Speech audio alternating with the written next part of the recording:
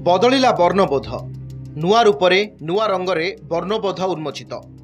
भक्तकवि मधुसूदन राव रचित वर्णबोधर नूतन संस्करण मुख्यमंत्री द्वारा उन्मोचित होईछि। बिलेई बदल रे प्रच्छद पृष्ठारे हरिण चित्र स्थान पाइछि। कलाधला बदल रे रंगीन होईछि वर्णबोध। कांथबाड़ कोठाबाड़ीर रंग भली वर्णबोध भी गेरुआ रंगरे प्रकाशित होईछि।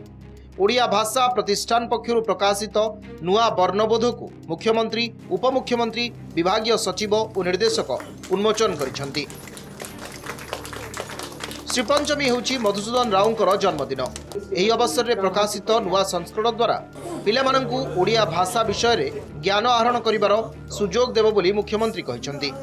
बिलेई बदल रे हरिण फोटो थिले भी यार मौलिकता बजाय रहिबो बोली मुख्यमंत्री कहिसेंति। किछि दिन पूर्व जेतले आमे पढुतलु आज खाली वर्णबोध लेखा है।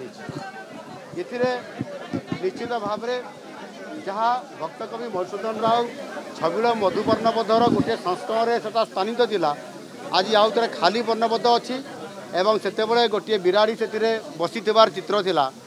आज गोटे हरिण से छिड़ा हबार चित्र एथिरे अच्छी। ये किंतु तार मौलिकता अच्छी। भक्तकवि मधुसूदन राव 1901 मसीह जितेबले अष्टम संस्करण जिते संस्करण में स्थानित थिला। एणुक निश्चित भाव में कौन प्रकार तार मौलिकता को आम एपट सेपट करा जाई नाही। वर्णबोधर नूतन संस्करण और यार लेखा छवि को नहीं प्रश्न उठाई भाषाविद। 1895 प्रकाशित प्रथम संस्करण बहिर ना थिला वर्णबोध। परे एहाकू आउ एक प्रकाशन संस्था एथिरे किछि छवि जोड़ी छबिल मधु वर्णबोध नारे बजार को छाड़िले। किंतु बिलेई फोटो थिबा छबिल मधु वर्णबोध व्यापक भावे आदृत होइथिले भी बहिर टाइटल सहित मधु बाबूंकर किछि संपर्क नथिला। किंतु मुख्यमंत्री उपमुख्यमंत्री समस्ते छबिल मधु वर्णबोध मधुबाबूंक लिखित बोली बारंबार कहिबा द्वंद्व सृष्टि करिछि। नूतन संस्करण ओडिया अस्मितार प्रतीक बोली मुख्यमंत्री कहिथिबा बेले पुराणा बहिरे बिलेईर छवि को नहीं अतिथि मानक उपाख्यान को नापसंद करिसेंति भाषाविद। एहास बहिर रंग शासक दलर रंग गेरुआ भली होइथिबारु एहाकु नहीं भी प्रश्न उठिछि। छवि कल रे जो फोटोचित्र फ्रंट पेज थिला ताहा नाही ताहा बर्तमान हरिण पळे अछि। रंग कथा कहउछि छवि कथा कहउछि ताहा जदि किछि परिवर्तन हैछि सेतरे आमे आउ अधिका किछि करि परिबा नाही। बर्तमान से माने किछि न करिकरी केवल रंग परिवर्तन करिकरी जे कहउछन आमे ए सब कथा करछि बोलिका एटा गोटे गोटे हास्यास्पद कथा।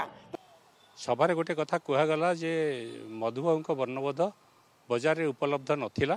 दीर्घ दिन धरी पाठक माने बा पिला माने तार सुविधा सुजोग वंचित थिले किंतु ताहा सत्य नुहे। जो माने पदाधिकारी विभिन्न दायित्व संपन्न मंत्री अछंती से माने ठीक भाव बुझंती नहीं जे वर्णबोध कौन एवं छबिल मधु वर्णबोध कौन। सभारे मध्य जो माने अनभिज्ञ से माने प्रश्न उठेले जे यही बिलेईटी होची इंग्रेज मानक जदि मूषा हुंती ताले ओडिया बिलेई तांको देखि मूषा माने पळेई जिवे सेही कथा कोडे मधुबाबू चिंता करी लिखिले। मधुबाबू सेपरी चिंता करी केबे लिखि नथिले।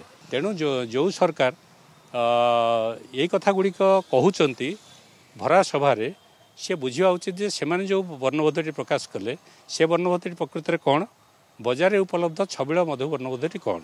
1901 रे एहार अष्टम संस्करण प्रच्छद पट को आधार करी 2025 रे मधुसूदन राव जन्मतिथि रे नूतन संस्करण उन्मोचित होईछि।